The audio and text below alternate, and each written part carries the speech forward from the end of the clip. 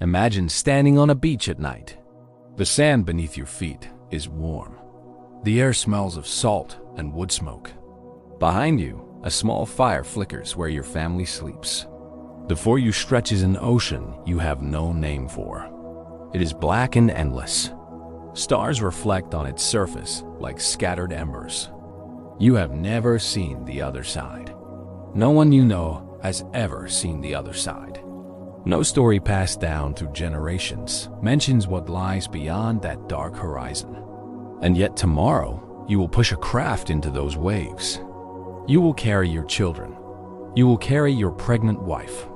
You will carry dried meat and water stored in animal skins.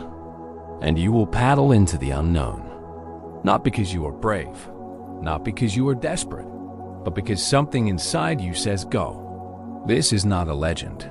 This is not mythology dressed up as history. This happened. Approximately 70,000 years ago, a small group of human beings did something that should have been impossible. They crossed open ocean. They did it without metal. They did it without sails. They did it without maps, compasses, or any understanding of navigation as we know it. They reached a continent no human had ever touched. And when they arrived, they began a chapter of human history that most people have never heard of. A chapter that challenges nearly everything we assume about our ancient ancestors. Here is the paradox that haunts researchers to this day. The earliest confirmed human presence in Australia dates back at least 65,000 years. Some evidence pushes that date even further.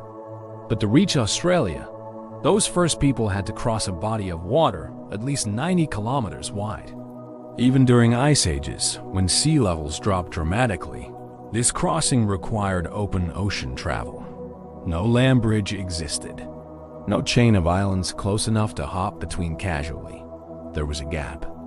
A real, terrifying, visible gap of nothing but water and horizon. And somehow, people crossed it. Not one person on a floating log by accident. Enough people to establish a surviving population. Enough genetic diversity to build a civilization that endured for tens of thousands of years. How? How did people who had never seen a boat build something seaworthy? How did they know land existed on the other side? How did they convince others to come along on a journey into apparent nothingness? These questions have quietly troubled archaeologists, geneticists, and maritime historians for decades. The answers remain incomplete. Some are deeply controversial. A few border on the extraordinary. The usual story of early humanity focuses on land. We picture our ancestors walking out of Africa, trudging across deserts, following herds through grasslands. The narrative is terrestrial, feet on solid ground, step by step. But what if that story is wrong? What if the most important journey in human history was not a walk, but a voyage? What if water, not land, was the true highway of human expansion? What if the first great explorers were not the Europeans of the 5th, 10th century, but nameless people on crude rafts 70,000 years ago? Tonight, we are going to follow their path. We will trace the southern coastal migration, that long, slow movement of humans along the shores of Africa, across the mouth of the Red Sea, along the coasts of Arabia and India. We will watch them reach Southeast Asia. We will stand with them on that final shore. And we will try to understand the impossible decision they made next. We will examine the genetic evidence, the archaeological record, the oral traditions of the oldest continuous culture on Earth. We will look at what the bones say and what the stones say. We will explore what the DNA of living people reveals about a bottleneck so severe that our entire species nearly vanished. And we will ask how the survivors of that bottleneck became the first mariners in human history. This is a story about the ocean, about courage that had no word for itself, about technology so primitive it left almost no trace, yet so effective it delivered human beings to a new world.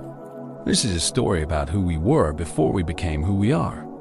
Along the way, we will encounter mysteries that remain unsolved, dates that do not match, tools found in places they should not exist, evidence of seafaring that predates every timeline we thought was settled. We will hear from researchers who believe the crossing was intentional and planned, and from those who argue it was accidental, a desperate drift driven by storms and currents and blind luck.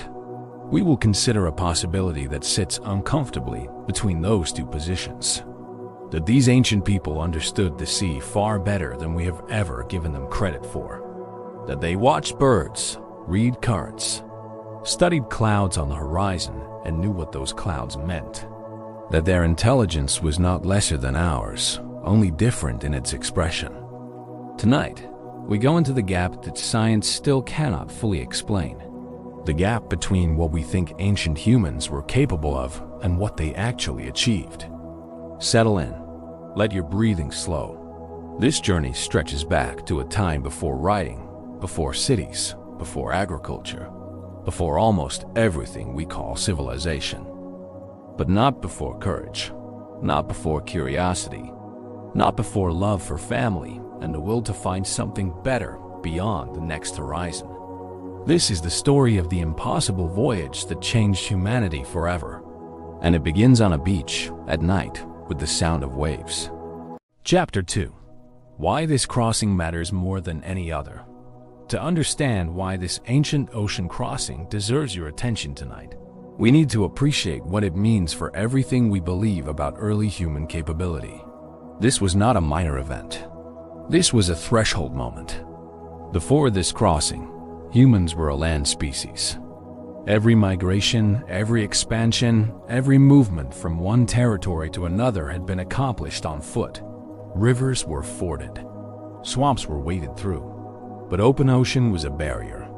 Not just a physical barrier, a conceptual one. Open water with no visible destination requires something beyond physical endurance. It requires imagination, the ability to believe that something exists where you can see nothing. Think about what that means. You are standing at the water's edge. You can see perhaps 20 kilometers on a clear day. Beyond that, the world simply ends in a line where sea meets sky. To push off from shore, you must believe the world continues past what your eyes can confirm. That is abstract thinking. That is faith in an idea. That is a cognitive leap as profound as any in human history. And this is why the Sahul crossing matters so deeply. Sahul is the name given to the ancient landmass that combined Australia, New Guinea, and Tasmania during ice ages when sea levels were much lower. Even with those lower sea levels, reaching Sahul from the nearest point in Southeast Asia required crossing open water, multiple stretches of open water, in fact. The longest was roughly 90 kilometers. 90 kilometers of ocean in a craft made of wood, bamboo, or bundled reeds, with no certainty of what lay ahead, with children and elders aboard, in currents that could sweep you sideways into endless Pacific waters. If those people failed, they died. There was no rescue. There was no turning back once currents took hold. The margin for error was essentially zero. And yet, they succeeded. Now consider what this success implies about human cognition 70,000 years ago. These were not primitive creatures stumbling blindly through the world. These were planners, problem solvers, communicators. To build a watercraft, you need to select materials. You need to understand buoyancy, even intuitively. You need to lash pieces together with cordage, which means you need to manufacture rope from plant fibers. You need to test your craft in sheltered waters before risking the open sea. You need to provision it with food and fresh water. You need to decide who goes and who stays. All of this requires language. Complex, nuanced language. Not just nouns and verbs, but conditional statements, future planning, persuasion. You cannot organize a sea crossing with grunts and gestures alone. This means the Sahul crossing is indirect evidence for sophisticated language abilities at least 70,000 years ago. Some linguists and cognitive scientists find this timeline uncomfortable. It pushes everything earlier. If these people could plan and execute ocean voyages, what else could they do that we have not yet recognized? What other capabilities have we underestimated simply because the evidence rotted away in tropical humidity? Wood does not survive 70,000 years. Bamboo does not survive. Rope made from bark or vine does not survive. The technology of these first mariners has vanished almost entirely. We are left with the proof of their arrival. Stone tools in Australian soil dated to extraordinary ages. Human remains that tell us people were there. Genetic signatures in living Aboriginal Australians that trace back to those first voyages. The evidence of the journey itself is gone. Only the destination remains. And this is what makes the mystery so compelling and so frustrating for researchers. Now, let us raise the stakes further. The people who made this crossing were not just any humans. They were survivors of a catastrophic population collapse. Approximately 70,000 years ago, the supervolcano Toba erupted in what is now Sumatra. It was one of the largest volcanic events in the last 2 million years. It ejected enormous volumes of ash into the atmosphere. The resulting volcanic winter may have lasted years. Temperatures dropped. Plant life died. Animal populations crashed. And human numbers, already small, plummeted to perhaps as few as 10,000 breeding individuals worldwide. Some estimates are even lower. Some geneticists have proposed that the effective breeding population dropped to as few as 1,000 pairs. Humanity nearly went extinct. The people who crossed the Sahul were descendants of those survivors. They carried within their DNA the scars of that bottleneck. Limited genetic diversity. A narrow slice of the total human variation that had existed before Toba. And yet from that narrow slice, they built everything. The Aboriginal Australians who descend from those voyages created the longest continuous cultural tradition on Earth. 65,000 years of unbroken heritage. Their rock art is among the oldest in the world. Their astronomical knowledge encoded observations passed down for hundreds of generations. Their land management practices shaped entire ecosystems. All of this traces back to a small group of people on a raft, crossing water they could not see the other side of. If they had failed, if they had drowned, an entire branch of human civilization would never have existed. But the implications extend beyond Australia. The Sahul crossing proves that maritime technology existed far earlier than mainstream history long assumed. If humans could cross 90 kilometers of ocean 70,000 years ago, what other crossings might they have made? Could coastal migration along the Indian Ocean rim have involved significant water crossings we have not yet identified? Could island hopping in Southeast Asia have begun even earlier than current evidence suggests? The Sahul crossing is not just an event. It is a key that unlocks an entirely different understanding of early human capability. It forces us to reconsider the timeline of innovation itself. And it asks a haunting question. If these people were so capable, so intelligent, so resourceful, why did it take humanity another 60,000 years to develop writing? What were they doing in all that time? The answer, increasingly supported by evidence, is that they were doing extraordinary things. Things that left traces in story, in song, in the genetic code, in the landscape itself. But not in materials that survive for archaeology to find. We have been measuring ancient human achievement by what endures in the ground. Stone tools, bones, pottery fragments. But the greatest achievements may have been made in wood, fiber, and voice. Materials that return to the earth. Tonight, as we trace this journey, remember that absence of evidence is not evidence of absence. The silence in the archaeological record is not emptiness. It is the sound of things we have not yet learned to hear. The crossing to Sahul whispers to us across 70 millennia. And if we listen carefully, it tells us something profound about who we have always been. Not cautious, not limited, but daring beyond reason, curious beyond safety, human in the deepest, most astonishing sense of the word. Chapter 3.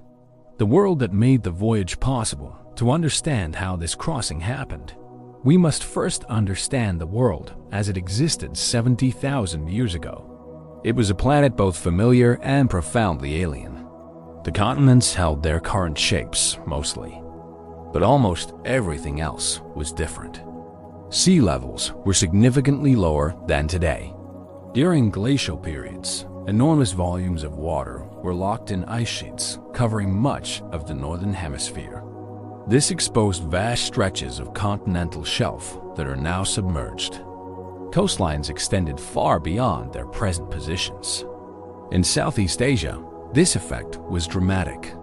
The shallow seas between modern Malaysia, Indonesia, and Borneo were dry land. A massive subcontinent existed called Sunda. Sunda connected what are now separate islands into one great landmass. You could walk from the Malay Peninsula to Borneo. You could walk from Borneo to Java. It was a continuous tropical landscape, rich in resources. On the other side of the water gap lay Sahul. This was the combined landmass of Australia, New Guinea, and Tasmania, also connected by exposed land bridges during low sea levels. Also enormous and rich with life. Between Sunda and Sahul lay a chain of islands. This island chain runs through what we now call Wallacea, named after the naturalist Alfred Russel Wallace, who first noticed the biological boundary in this region.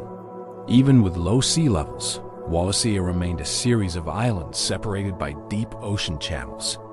The seafloor here plunges into deep trenches. No amount of sea level drop could create a land bridge across these channels. This is the critical geography. This is why reaching Sahul always required a water crossing.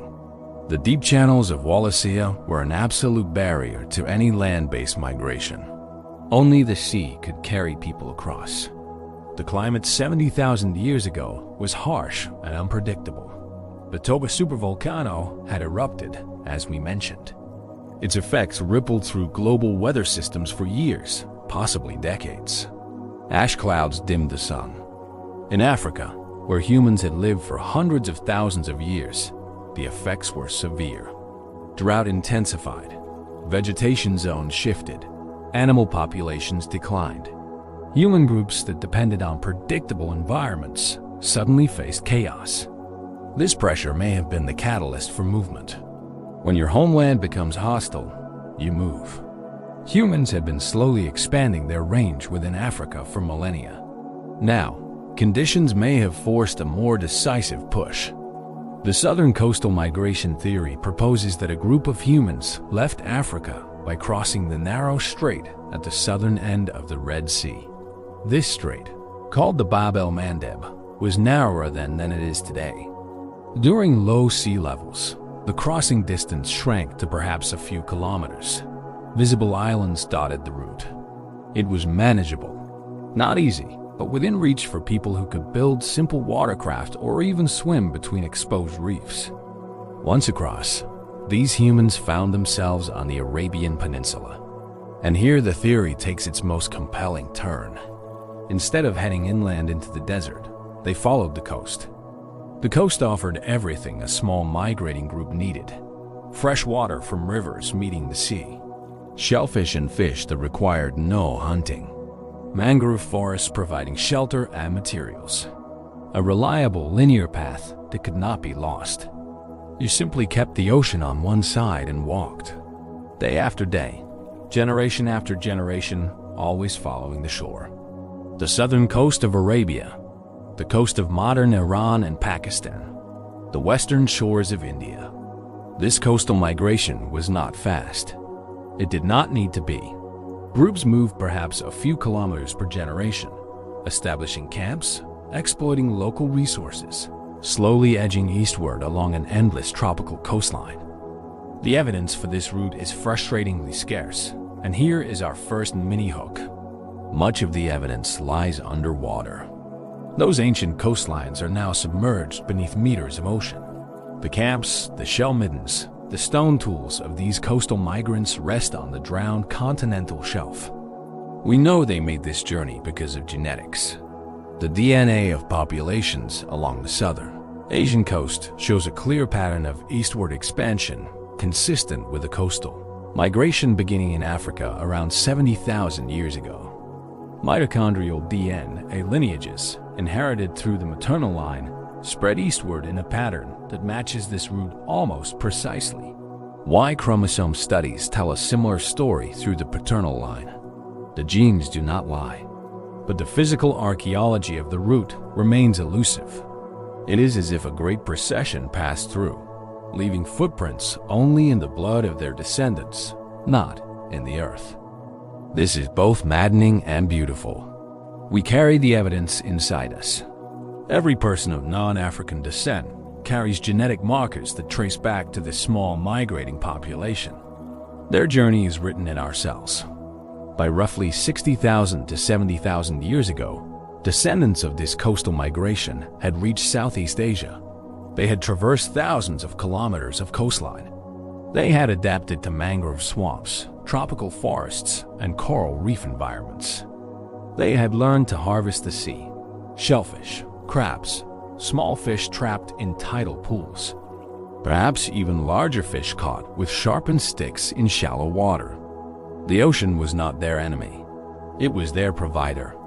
And then they reached the edge of Sunda, the great exposed landmass that connected the islands of Southeast Asia.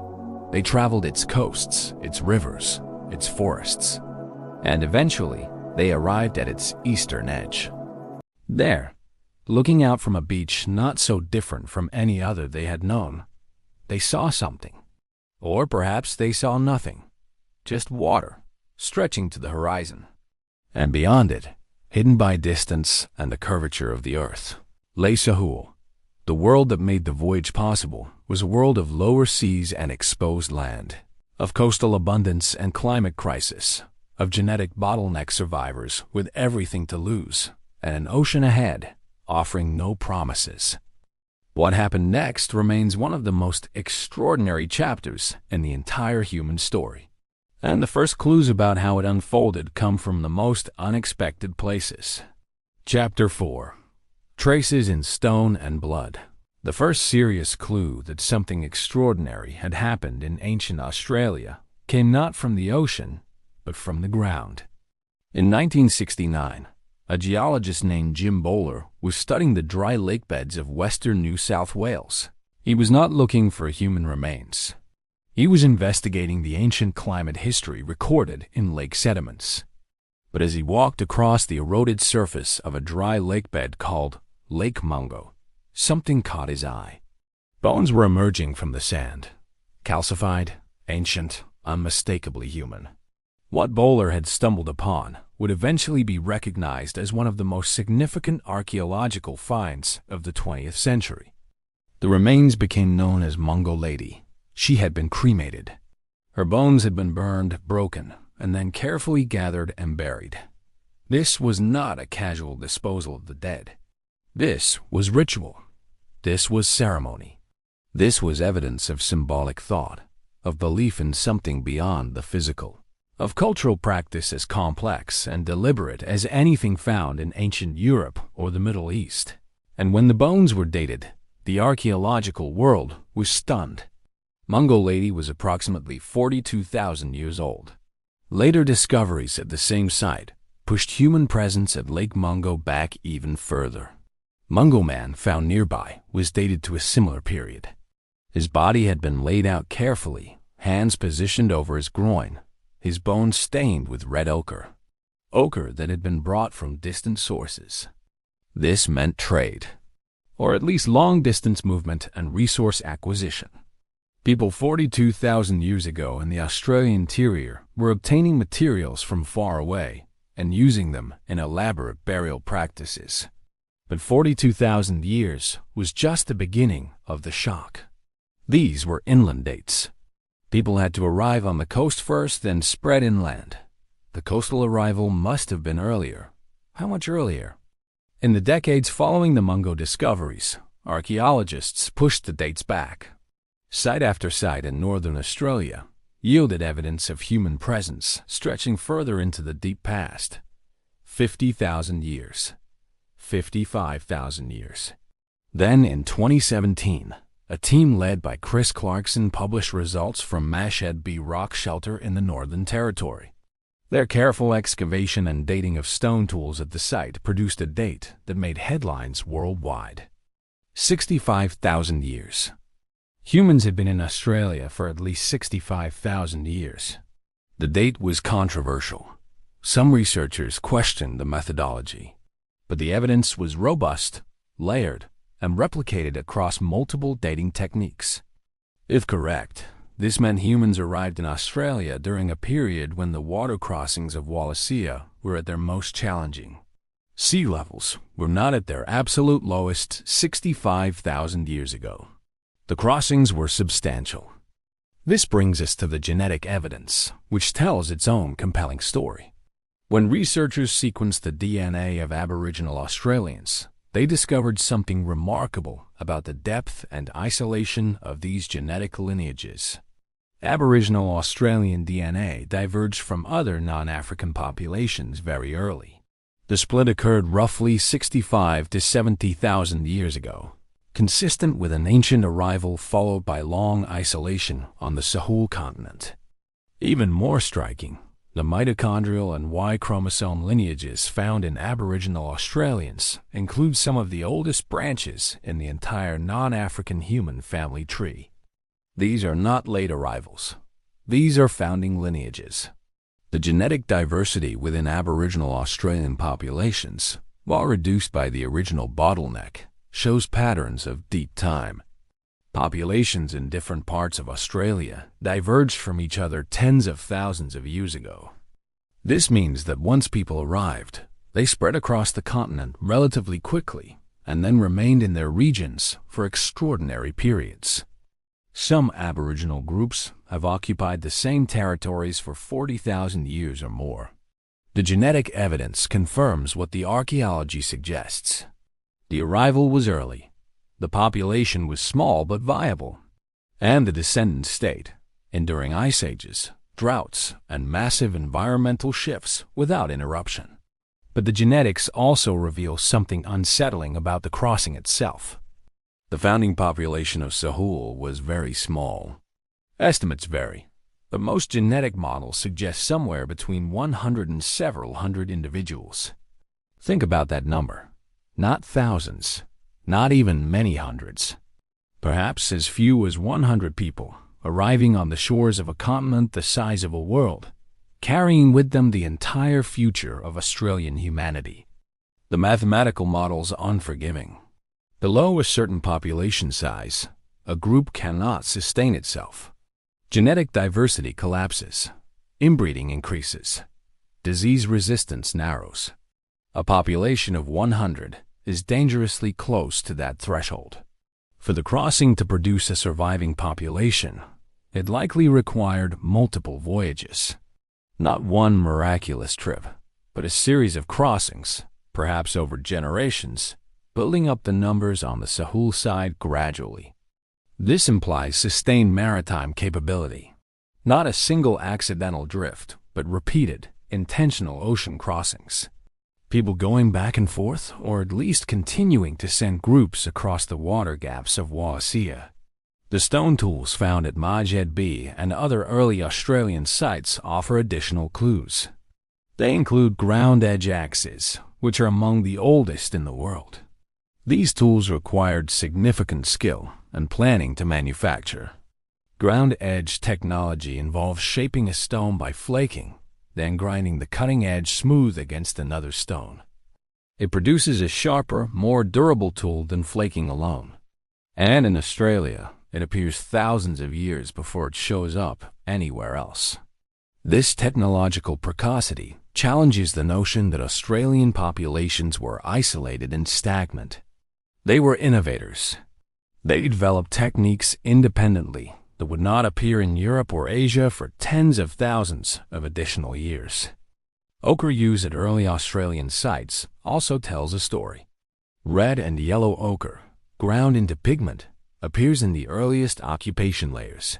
Ochre has no practical survival function. It is symbolic, decorative, ritual. its presence from the very beginning of human occupation in Australia means that the first arrivals were already fully modern in their cognitive and cultural capacities. They carried with them not just tools but meaning, art, belief, identity. And here is where the evidence leads us to the edge of a profound mystery that we have only begun to explore. We know these people arrived. We know roughly when. We know their population was small. We know they had sophisticated tools and symbolic culture. We know they crossed open ocean to get there. But we still do not know exactly how they did it. The watercraft themselves have never been found. No ancient raft has been recovered from the seafloor of Wallacea. No dugout canoe dating to this period has surfaced. No fragment of rope or sail or paddle has survived the intervening millennia. The vessels are gone. All we have is the impossibility of their arrival without such vessels. The water crossings existed. The people crossed them. Therefore, boats existed. This is logical deduction, not direct evidence. It is inference from consequence. And this absence haunts the entire field, early maritime archaeology. We can prove people reached places that require boats, but we cannot find the boats. We are left reconstructing ghosts from the shadows they cast. Some researchers have attempted experimental archaeology. They have built rafts from bamboo, from logs, from reeds, and attempted crossings of the Wallachian Straits. The results have been illuminating and sobering in equal measure. The crossings are possible, but they are dangerous. Currents are strong. Visibility is limited. Navigation without instruments requires reading the sea, the sky, and the behavior of birds and marine life with extraordinary precision. Could ancient humans have possessed such skills? The evidence increasingly suggests yes. But how they acquired those skills, how they learned to read an ocean they had only recently encountered, remains an open question. And behind that question lurks an even larger one that challenges our entire framework for understanding cognitive evolution. One that suggests the human mind reached its full capacity far earlier than most scientists once believed. What if the people who crossed to Sahul were not exceptional? What if they were ordinary members of their species, doing what humans naturally do when faced with a barrier? What if crossing oceans is simply what we are built for? That question, and its staggering implications, is exactly where we are headed next.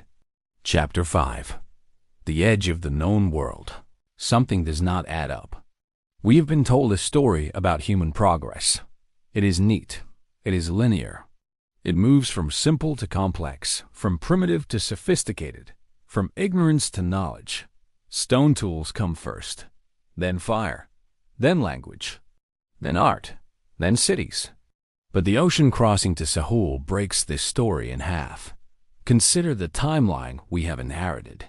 The standard model says behavioral modernity emerged roughly 40,000 years ago. This is when cave paintings appear in Europe. This is when carved figurines show up. This is when burial rituals leave unmistakable marks. 40,000 years ago. That is the date we were given. But someone crossed 90 kilometers of open ocean at least 65,000 years ago. They did it without GPS, without metal, without writing, without any technology we would recognize as navigation equipment. And they succeeded. This is not a small contradiction. This is a fracture that runs through the foundation of how we understand ourselves. If the crossing happened when the evidence says it happened, then modern cognition is far older than we assumed. Think about what ocean crossing requires. You need to observe tides and currents over long periods. You need to understand wind patterns. You need to build something that floats and carries weight. You need to provision food and water for days. You need to convince others to come with you. That last point matters enormously. A solo crossing means nothing for population genetics. You need groups. You need families. You need enough genetic diversity to found a surviving population on the other side. That means persuasion. That means shared purpose. That means language. Here is where the contradiction sharpens. Many linguists have placed the origin of complex language at around 50,000 years ago. Some push it back to 70,000 or 80,000 years. But the ocean crossing demands it existed at 65,000 years at minimum. You cannot plan a sea voyage with grunts and gestures alone. You need words for water, words for current, words for storm, words for tomorrow, words for the place you cannot see but believe exists beyond the horizon. You need future tense. You need conditional reasoning spoken aloud. If we leave when the wind calms, we may reach land before dark. That sentence requires grammar. It requires abstraction. It requires shared understanding of hypothetical outcomes. And someone standing on the shores of Wallacea 65,000 years ago had to communicate exactly that kind of thought. The anomaly deepens when you examine the stone tools from Majed B. Chris Clarkson and his team found ground edge axes in the oldest layers. These are not crude choppers. These are shaped tools with edges deliberately ground smooth against sandstone. The technique requires patience, planning, and a mental template of the finished product. Ground edge axes did not appear in Europe until roughly 30,000 years later. Let that settle into your mind. The people who crossed to Sahul were making tools more advanced than anything Europeans would produce for another 300 centuries. The supposed backwater was actually the frontier of innovation. And then there is the ochre. Red and yellow ochre appears throughout the earliest occupation levels at Majed B. Ochre has no practical survival function in the way a blade or scraper does. You do not cut meat with ochre. You do not scrape hides with it. You paint with it. You mark bodies. You perform rituals. You make meaning. Symbolic behavior at 65,000 years ago. Not tentative. Not ambiguous. Abundant. Layered through the sediment as though it were the most natural thing in the world. Because to these people, it was. Now hold two facts together. These people had symbolic thought and advanced tool-making before they crossed. They did not develop these capacities after arriving. They brought them. Which means these capacities existed on the shores of Sunda even earlier. How much earlier, no one can say with certainty. The fossil record in tropical Southeast Asia is cruel in its silence. Hot wet environments destroy bone and wood. Bamboo rots, reed disintegrates. The very materials that would have composed their watercraft vanish within decades. The evidence dissolves. Absence of evidence. Remember that phrase. Here is another contradiction that rarely gets discussed openly. If these migrants possessed language, planning, symbolic thought, advanced tools, and maritime technology 65,000 years ago, why did writing not emerge until roughly 5,000 years ago? 60,000 years of full cognitive modernity without written language. This gap haunts the narrative. It suggests that writing is not the inevitable product of intelligence. It is a specific response to specific pressures, primarily agriculture, trade, and taxation. Intelligence existed fully formed for tens of thousands of years without producing what we consider civilization. We have confused our milestones with theirs. The people who crossed to Sahul did not need writing. They had oral tradition. They had songlines. They had memory systems encoded in landscape, rhythm, and story that persisted for over 1,000 generations without a single written character. That is not primitive. That is extraordinary. And yet the contradiction persists in how we frame the past. We call the period before agriculture prehistory, as though history only begins when someone writes it down. We measure advancement by our standards, not theirs. The ocean crossing demands we reconsider everything. It demands we ask uncomfortable questions about whose timeline we have been following, whose definition of progress, whose markers of intelligence. Because by any objective measure, the people who reached Sahul 65,000 years ago were fully, completely, brilliantly human. The evidence says so, even when the old models cannot. And there is one more anomaly you should know about before we continue. The genetics do not lie. Aboriginal Australian DNA shows a divergence point from other non-African populations at 65,000 to 70,000 years ago. This is among the deepest splits in the entire human family tree outside of Africa. It means these were among the first people to leave, not the last, not the stragglers, not the ones who wandered aimlessly until they bumped into ocean. They were the vanguard, the pioneers, the first wave of humanity to push beyond the familiar world into the complete unknown. And we nearly wrote them out of the story entirely. That is the deepest contradiction of all. Chapter 6. Crossing the Black Water. Now close your eyes again and listen differently. Every culture on Earth carries stories about the deep past.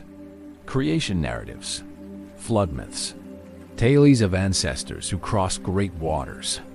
We have been taught to treat these stories as metaphor, as allegory, as charming fictions told by people who did not know better. But what if some of them are memories? Aboriginal Australians maintain the oldest continuous cultural traditions on Earth. Their songlines map the continent in ways that encode geography, water sources, seasonal patterns, and sacred sites across thousands of kilometers. These are not casual folktales. They are information systems of staggering complexity. Among the stories preserved in Aboriginal oral tradition are accounts of a time when the sea was lower, when you could walk further than you can today, when the coastline was different, when islands that are now separated were once connected. Geologists have confirmed these descriptions are accurate. The sea levels during the last glacial maximum, roughly 20,000 years ago, were over 100 meters lower than today. Coastlines extended far beyond their current positions. Land bridges existed where ocean now flows. Aboriginal stories describe this vanished geography with remarkable precision. 20,000 years of accurate oral memory, perhaps far longer. Patrick Nunn, a geologist at the University of the Sunshine Coast, has studied Aboriginal stories that describe coastal flooding events. He found that many of these narratives correspond to specific sea level changes that occurred between 7,000 and 13,000 years ago. Stories passed mouth to ear for over 7,000 years and still geographically correct. This challenges everything we think we know about oral tradition. Western scholars long assumed that stories degrade rapidly, that details vanish within a few generations, that oral cultures cannot preserve factual information over deep time. The Aboriginal evidence says otherwise. Now think about what this means for the crossing itself. If oral traditions can preserve geographic knowledge for 7,000 years or more, is it possible that stories about the original ocean crossing survived in some form? Not as precise historical accounts, but as echoes, as archetypes, as the deep grammar beneath creation narratives. Many Aboriginal creation stories speak of ancestors who came from across the water. The Yolngu people of Arnhem Land have traditions of ancestral beings who traveled vast distances over sea. The specifics vary between language groups, but the theme recurs: water, crossing, arrival, the beginning of the world tied to a journey over ocean. We cannot prove these stories trace back 65,000 years, but we cannot prove they do not. Here is where the out-of-place evidence begins to surface. In 2017, a team studying sediment cores from the seabed between Sunda and Sahul found charcoal deposits in layers dating to approximately 65,000 years ago. Charcoal from deliberate burning. On islands, someone was there. Someone was using fire on those stepping stone islands during exactly the period of the crossing. The charcoal does not tell us who made the fires. It does not tell us whether they were permanent residents or travelers passing through. But it places humans on the islands of Wallacea at precisely the right time. And fire on islands means something specific. It means controlled burning. It means technology carried across water. You do not accidentally start fires on oceanic islands. You bring fire with you, carefully preserved, perhaps as a smoldering coal wrapped in green leaves inside a bark container. Think about that image. Someone on a bamboo raft holding a wrapped ember against their chest, while waves slap the logs beneath them, carrying fire across the sea, protecting the most precious technology their species possessed, while surrounded by the one element that could extinguish it. That image is not fantasy. The charcoal says it happened. Now consider another piece of misplaced evidence. On the island of Flores in Indonesia, within the Wallacea corridor, archaeologists found stone tools dating back roughly 800,000 years. These were made not by our species, but by an earlier hominin. Homo erectus apparently crossed water to reach Flores long before modern humans existed. This is deeply troubling for the standard narrative. If a hominin with a significantly smaller brain crossed open water hundreds of thousands of years before us, what does that say about the cognitive threshold for seafaring? Was it lower than we imagined? Or is ocean crossing something more instinctive than we want to admit? The Flores evidence suggests water crossings in this region have a history stretching back nearly 1 million years. The channels were narrower than during some glacial periods, but they were never dry. Some body of water always had to be crossed.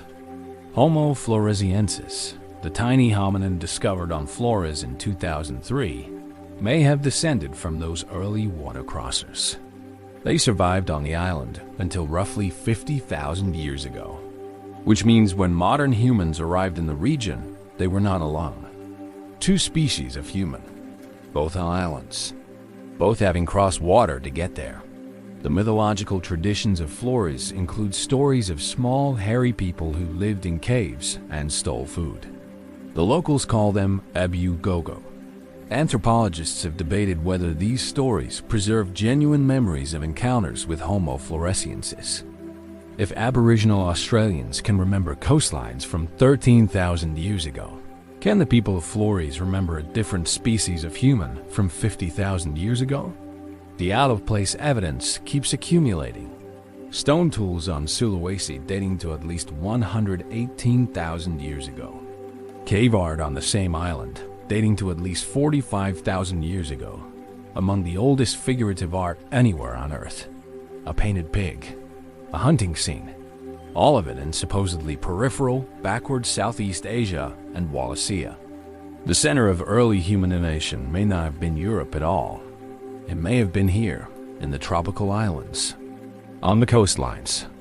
Among the people whose wooden tools rotted, whose bamboo rafts dissolved, whose genius left no monument except the fact of their presence on the other side. The myths remember what the archaeology cannot find. And perhaps that is the deepest lesson of all. We have spent centuries privileging the written record, the stone monument, the durable artifact. We have measured human achievement by what survives in the ground. But the greatest achievement of our species left no physical trace whatsoever. It left only descendants. And their stories. And a genetic signature that says someone did something that should have been impossible. And they did it so long ago that we almost forgot to be amazed. Almost, but not quite. Because the stories kept whispering across water, across time, across every attempt to silence them.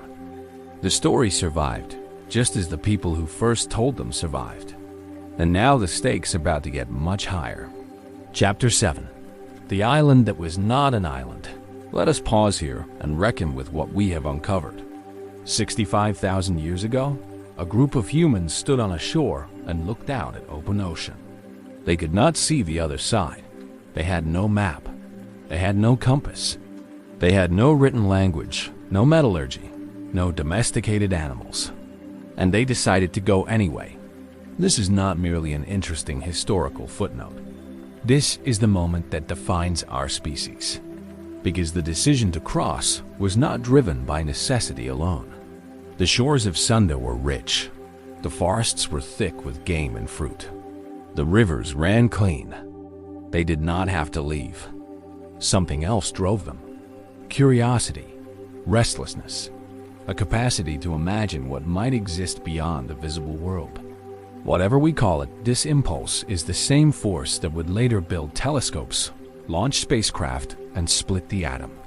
It began here, on this shore, with this crossing.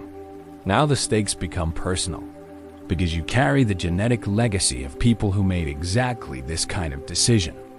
Every human alive today descends from ancestors who chose the unknown over the comfortable, who walked out of Africa when Africa was enough. The crossing to Sahul is the purest expression of that inheritance. But here is where the story turns darker and more urgent. The founding population that reached Sahul was small. Geneticists estimate perhaps 100 to 400 individuals in the initial waves. That is not a civilization. That is a thread. A single thread of humanity stretched across 90 kilometers of lethal ocean.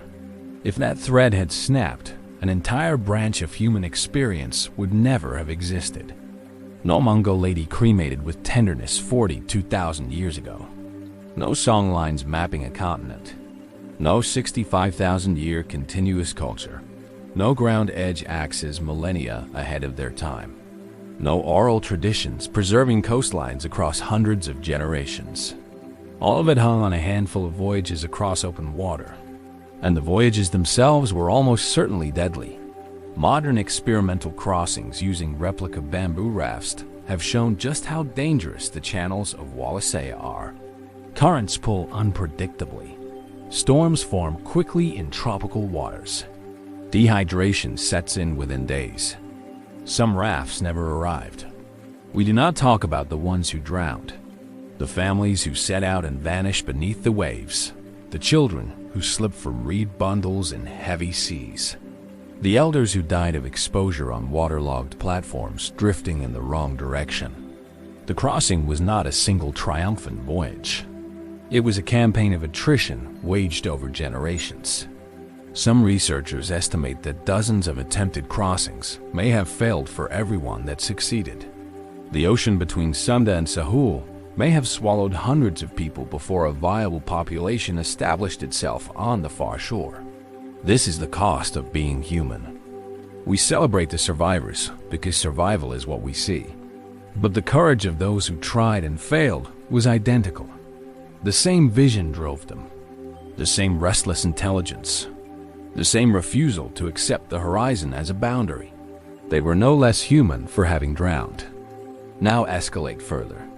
The founding population faced challenges that would test any modern community. They arrived on an alien continent. The animals were unlike anything they had encountered. Giant marsupials roamed the landscape. Birds stood taller than a person. Predators existed here that had no equivalent in their experience. The megafauna of Sahul included Diprotodon, a wombat relative the size of a rhinoceros. Thylacoleo, the marsupial lion with retractable claws and the strongest bite force relative to body size of any known mammal. Megalania, a monitor lizard 7 meters long. These first Australians walked into a land of giants, and they adapted. Within a few thousand years, they had spread across the entire continent, from tropical rainforest to arid desert. They developed new tools for new environments. They learned which plants were edible and which were toxic. They read landscapes they had never seen before. They did this without any guidebook except their own intelligence. The speed of continental colonization tells us something critical. These were not tentative, frightened refugees clinging to the coast. They were confident, skilled, adaptable people who moved with purpose. They explored deliberately. They innovated constantly. The archaeological record shows regional tool variations emerging within thousands of years of arrival. Different groups developed different solutions to different environments. Desert dwellers created water management systems. Coastal groups developed fish traps. Forest communities managed landscapes with controlled burning, shaping entire ecosystems to increase productivity. They were not passive inhabitants. They were engineers of country. And here is the revelation that changes everything. The controlled burning practices of Aboriginal Australians are now recognized as sophisticated land management. Fire stick farming, as it is sometimes called, increased biodiversity, reduced catastrophic wildfire, maintained grasslands, and encouraged the growth of food plants. These practices began almost immediately upon arrival. Charcoal records in lake sediments show a dramatic increase in burning frequency that coincides precisely with the first human presence. The continent itself was reshaped by human intelligence from the very beginning. Sahul was not merely discovered, it was made. Made by people we have spent centuries calling primitive. The stakes are no longer just historical. They are about how we understand intelligence itself. If fully modern cognition existed 65,000 years ago, then the 60,000-year gap between the crossing and the rise of agriculture is not a gap in ability. It is a gap in our understanding. Something kept these brilliant, capable people from developing agriculture for millennia. Or perhaps they chose not to. Perhaps they looked at the land and decided that managing it as it was made more sense than breaking it apart and rebuilding it as farmland. Perhaps they were right. Australia's soils are ancient and fragile. The continent is the driest inhabited landmass on Earth. Agriculture, as practiced in Mesopotamia or China, would have devastated it. The Aboriginal approach, working with the land rather than against it, sustained human life for over 3,000 generations. No agricultural civilization has lasted even a fraction of that time. And now the deepest question surfaces. The one that has been building since we first stood on that shore in Wallacea and looked out at empty ocean. What if we have the entire story of human progress backward? What if the crossing to Sahul was not a primitive prelude to civilization, but the highest expression of human capability? What if the people who navigated by stars and managed continents with fire understood something about living on Earth that we have forgotten? What if the real question is not how they crossed the ocean, but what they knew that we have lost? Hold that thought. Let it sit in the darkness behind your closed eyes. Because in the next chapter, we are going to follow the thread all the way to its breaking point. We are going to ask what happened when modernity finally reached the shores of Sahul. What happened when two visions of human life, one 65,000 years old and one barely 250, finally collided. And we are going to discover that the greatest voyage in human history did not end on a beach. It is still happening, right now, inside you. Chapter 8. The Bottleneck Generation. So here we stand at the edge of the ancient shore. Behind us stretches 65,000 years of continuous culture. Before us lies the deepest question this story has yet asked. How did they do it? And not everyone agrees on the answer. The crossing to Sahul is not disputed. The evidence is overwhelming. Majebbi gives us 65,000 years. Genetic divergence confirms it. Lake Mungo confirms continuous presence. The question is not whether they crossed. The question is how they crossed and what it means about their minds. Three competing theories dominate the debate. Each one carries profound implications. Each one reshapes what we believe about human intelligence, human courage, and the very nature of what it means to be modern. Let us walk through them slowly. Let us weigh them honestly. The first theory is the accidental crossing model. This is the oldest and most conservative explanation. It proposes that early humans did not intentionally cross open ocean at all. Instead, they were carried by accident. Storms, tsunamis, floating vegetation mats, random drift events across the channels of Wallacea. This model has serious proponents. It requires no sophisticated cognition. It requires no language. It requires no navigation. It requires only bad luck and biological resilience. A pregnant woman clinging to debris. A small group swept from a coastal camp by a rogue wave. Survival through chance alone. The accidental model draws support from observed natural events. Vegetation mats do form in tropical rivers. They do float out to sea carrying animals and insects. In 1995, green iguanas colonized the Caribbean island of Anguilla on a mat of storm debris. Nature moves life across water without intention. But the accidental model has devastating weaknesses. The founding population of Sahul was not one pregnant woman. Genetic analysis requires a minimum of 100 to 400 individuals. A single drift event cannot deliver a viable breeding population. You need dozens of successful crossings at minimum. Furthermore, the crossings span multiple deep water channels.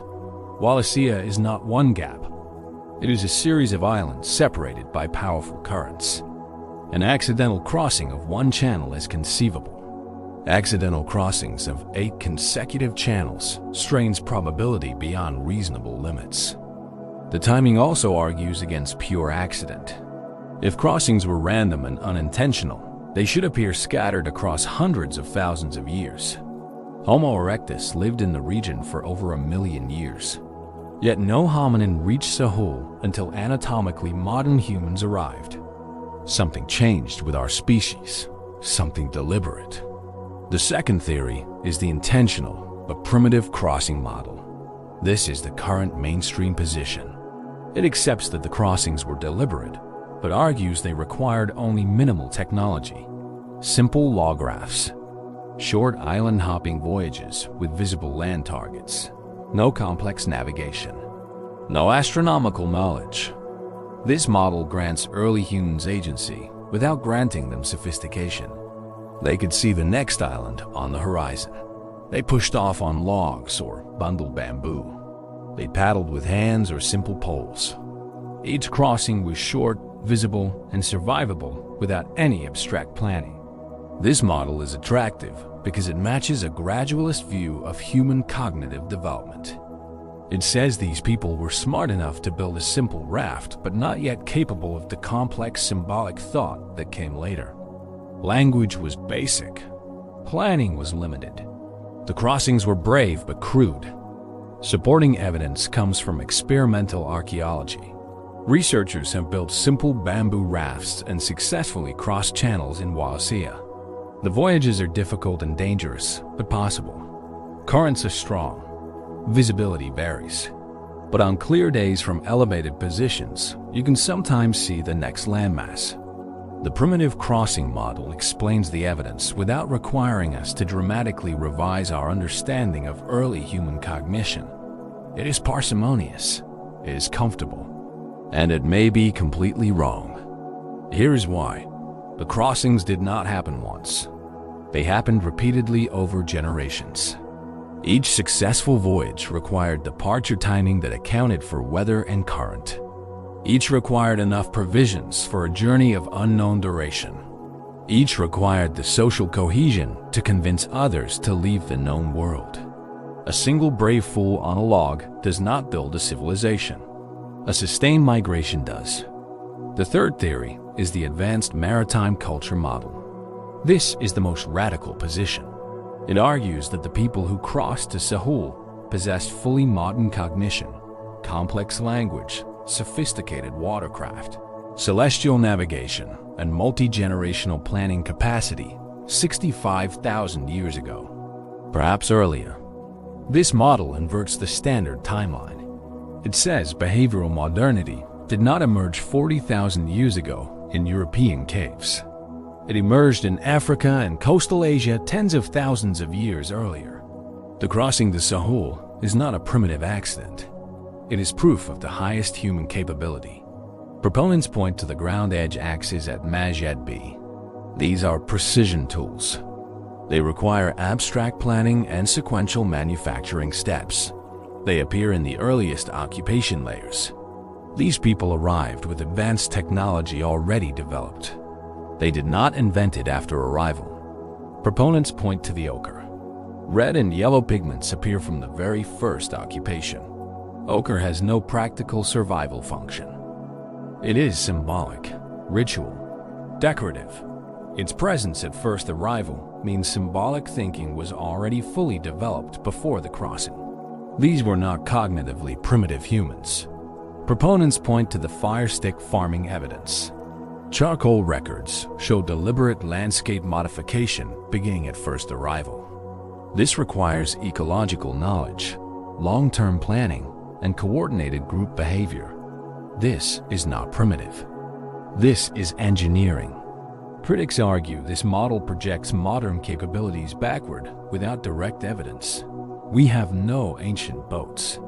We have no star charts carved in stone. We have no written records. The advanced maritime model requires inference, and inference can be wrong. But remember the theme that is echoed through this entire story. Absence of evidence is not evidence of absence. Bamboo rots, wood dissolves, cordage disintegrates. The ocean erases everything soft.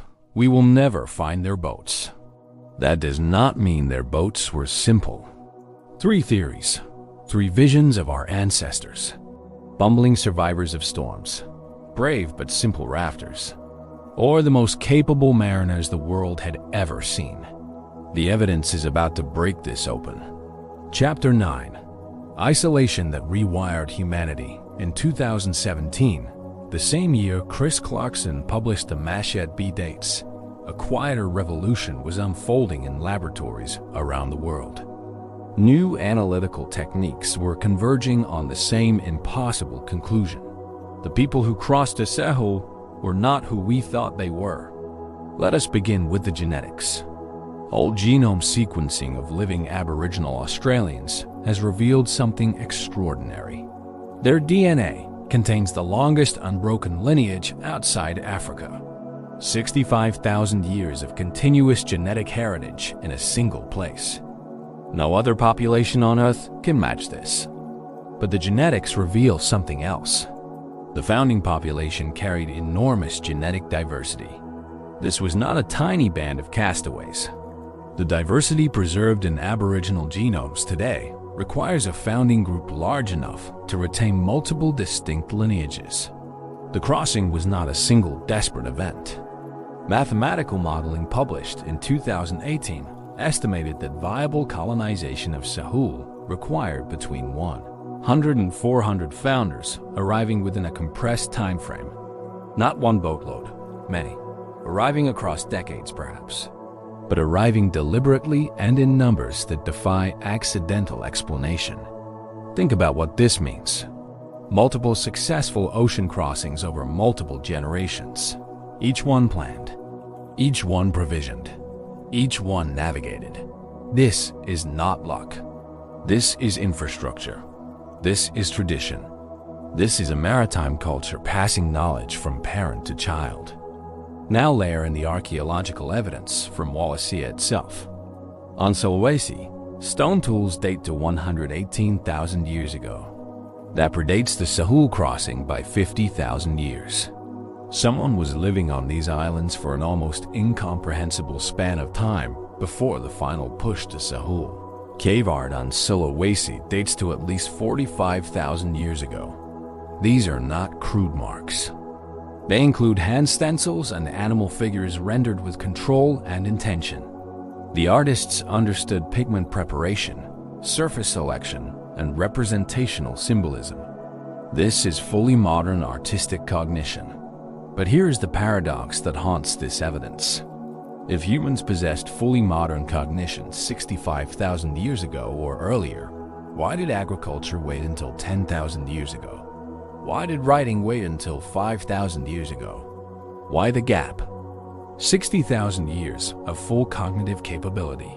And no cities, no writing, no bronze, no iron. The standard model says this gap proves cognition was still developing. The new evidence says cognition was already complete. Something else explains the delay. But what? Patrick Nunn at the University of the Sunshine Coast has spent decades studying Aboriginal oral traditions. His research has documented stories that accurately describe coastlines from 7,000 to 13,000 years ago. Coastlines that were drowned by rising seas at the end of the Ice Age. These are not vague legends. They contain specific geographic details. Bays that became open ocean, hills that became islands, hunting grounds that disappeared beneath the waves. When matched against sea level reconstruction data, the stories align with precision that defies coincidence. 13,000 years of accurate oral transmission, No writing, no recording technology, just human memory, structured through story, passed from elder to child across 600 generations. This is not primitive. This is a technology of mind that modern civilization has never achieved. We cannot remember what we had for breakfast last Tuesday. They remembered the shape of a coastline from the last ice age. Now consider the navigational paradox. The channels of Wallacea are not calm water. They are among the most dangerous in the world. The Indonesian through-flow pushes massive volumes of Pacific water into the Indian Ocean. Currents are unpredictable. Weather shifts without warning. Visibility changes hour by hour. Modern sailors with GPS and diesel engines treat these waters with extreme respect. Ancient mariners crossed them without any of those tools. They crossed them successfully enough to deliver hundreds of founders to a new continent. And they did this 65,000 years ago. Experimental voyages and replica rafts have consistently demonstrated how dangerous these crossings are. Several attempts have failed. Rafts have been swept off course by currents. Crews have required rescue by modern support vessels. The ocean does not forgive poor planning. Yet the ancient crossers succeeded, repeatedly, across multiple channels, in sufficient numbers to establish a permanent population. The experimental evidence does not support the primitive raft model. It undermines it. Simple rafts struggle in these waters even with modern weather forecasting. Now consider the deep-sea charcoal evidence. Sediment cores from the ocean floor between Sunda and Sahul contain charcoal deposits that spike at precisely the period of human arrival. These are not natural wildfires carried by wind. The charcoal signatures match deliberate burning patterns consistent with human fire use. This means humans were not just crossing water. They were stopping on islands along the route, living there, burning vegetation, hunting, establishing temporary or semi-permanent camps across the island chain. This is staged migration. This is logistical planning across hundreds of kilometers of ocean. The cognitive demands of staged maritime migration are extraordinary. You must know which islands have fresh water. You must understand seasonal weather patterns. You must be able to communicate complex plans across groups. You must teach the next generation everything you know before you die. This requires language, not simple language. Complex, recursive, information-dense language capable of transmitting abstract concepts across time. The kind of language that can encode navigational knowledge, ecological information, social agreements, and spiritual meaning simultaneously. Linguists have long debated when complex language emerged. Some argue it appeared only 40,000 years ago. The Sahul crossing pushes that date back by at least 25,000 years. You cannot plan a staged ocean migration with grunts and gestures.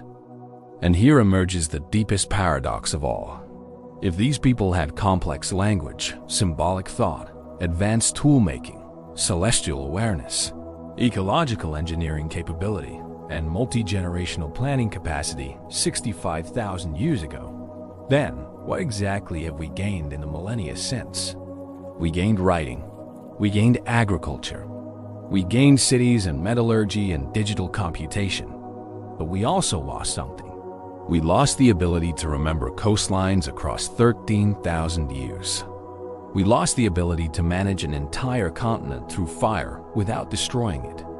We lost the ability to sustain a single culture for 65,000 years without interruption. The new science does not just reveal what ancient humans could do. It reveals what modern humans have forgotten. The paradox is not why they lacked our technology. The paradox is why we lack their knowledge. And now the evidence converges on a revelation that changes everything. Chapter 10. The first true mariners. You have waited patiently.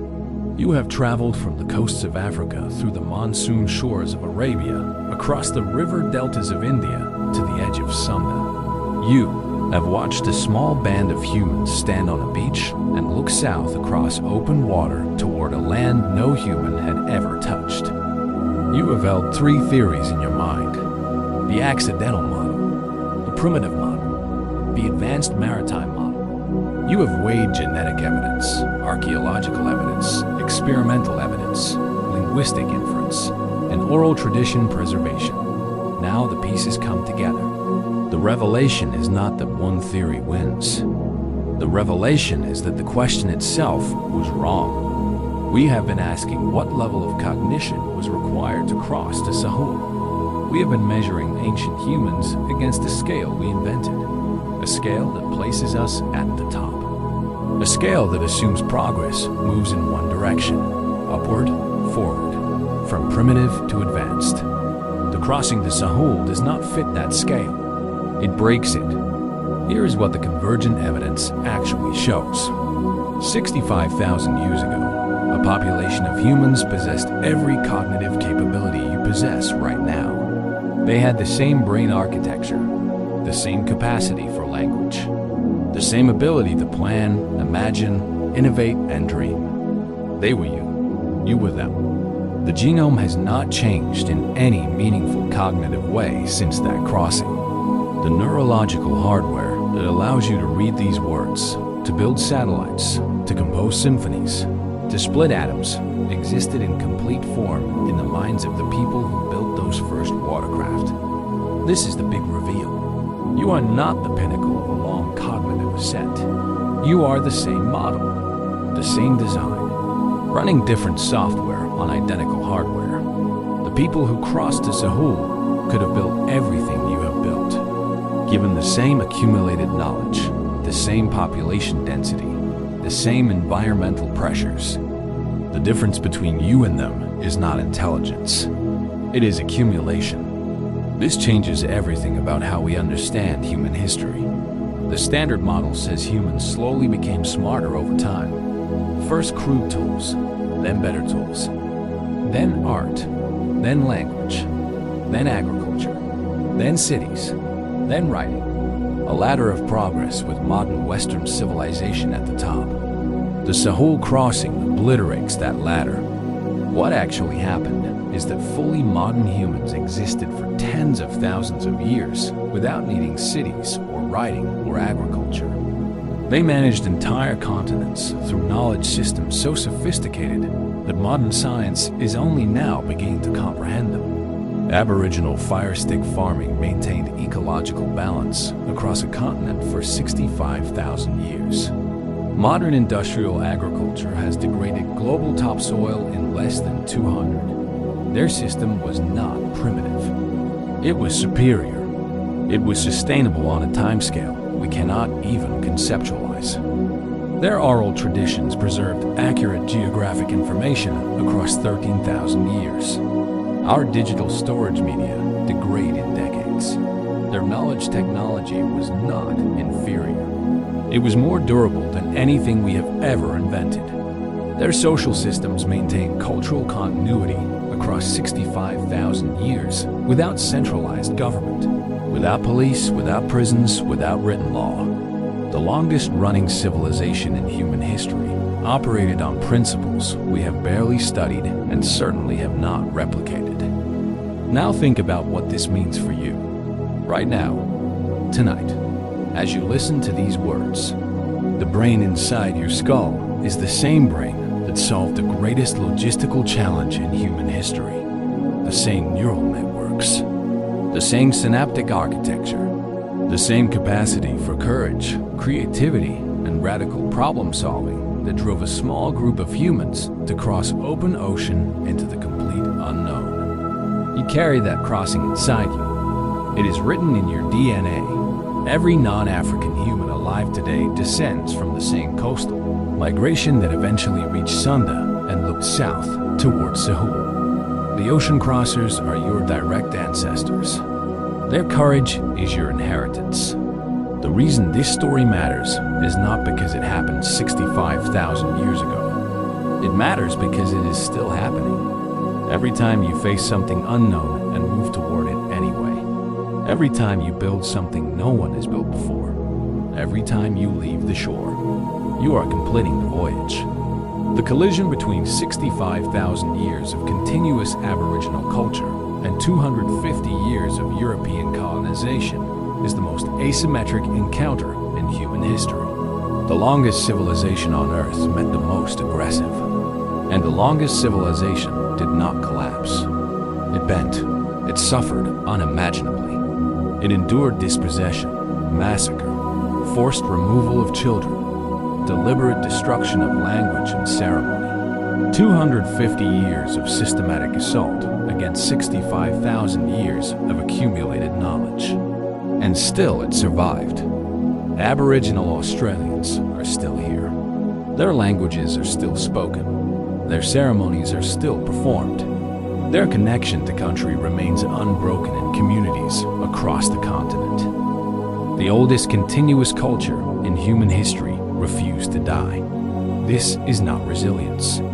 This is something beyond what that word can hold. This is proof that the cognitive and social architecture built 65,000 years ago was so robust, so deeply engineered into identity and practice, that even the most destructive forces of modernity could not erase it entirely. And now the question inverts completely. We began this story asking whether ancient humans were capable enough to cross oceans. The real question is whether modern humans are wise enough to listen to what the crossers knew. 65,000 years of ecological management that never depleted its resources. 65,000 years of social organization that never required prisons. 65,000 years of knowledge transmission that never needed writing. The longest successful experiment in human living ever conducted. We are 300 years into industrial civilization, and we are already discussing whether our planet will remain habitable. They sustained theirs for 65 millennia. The evidence does not show primitives who had not yet discovered progress. It shows experts whose expertise we have not yet understood. The gap was never cognitive. The gap was never about intelligence or capability. The gap was about what each culture chose to optimize for. One optimized for accumulation, the other optimized for endurance. One built monuments, the other built memory. One conquered landscapes, the other became landscape. Both are fully human expressions. Both emerge from the same neural hardware. Both represent choices made by identical minds facing different circumstances. The crossing to Sahul proves that the human mind reached its full capacity long before civilization began. Everything since has been cultural variation on a biological theme. You are the same human who crossed that ocean. The greatest voyage in human history is still happening right now inside you. In every neuron, in every heartbeat, in every breath you take as you listen to these words in the darkness. You were never becoming human. You were always already there. So the story ends where it began, at the edge of water, a shore that stretches backward 65,000 years and forward into whatever comes next. The ocean is still there. It has always been there, and we are still crossing. We know now that the crossing to Sahul was not a single event. It was a sustained act of collective imagination carried out by people whose minds were identical to ours. They possessed everything we possess: courage, language, foresight, love for children not yet born. What we do not know still dwarfs what we know. We do not know what songs they sang on the water. We do not know what stars they followed. We do not know the name of the first person to step onto Sahul and feel new sand beneath their feet. We do not know what they would think of us, of our cities and our satellites and our slowly warming seas. We do not know if they would recognize us as kin, or shake their heads at what we chose to forget. The greatest voyage in human history is still happening right now inside you. Your neurons carry the same architecture that planned the crossing. Your DNA preserves the same code that survived Toba, that walked the coasts, that looked at open ocean and said yes. The crossing was never just about reaching Sahul. It was about what humans do when they face the impossible. They build something. They gather their people. They push off from the known shore, and they go. You are the evidence that they made it. If this story changed how you see yourself and the ancient world you carry within you, subscribe to our channel. Share this with someone who needs to remember what humans are capable of. More stories like this are coming. The shore is wide. The crossings are endless. And we have only just begun.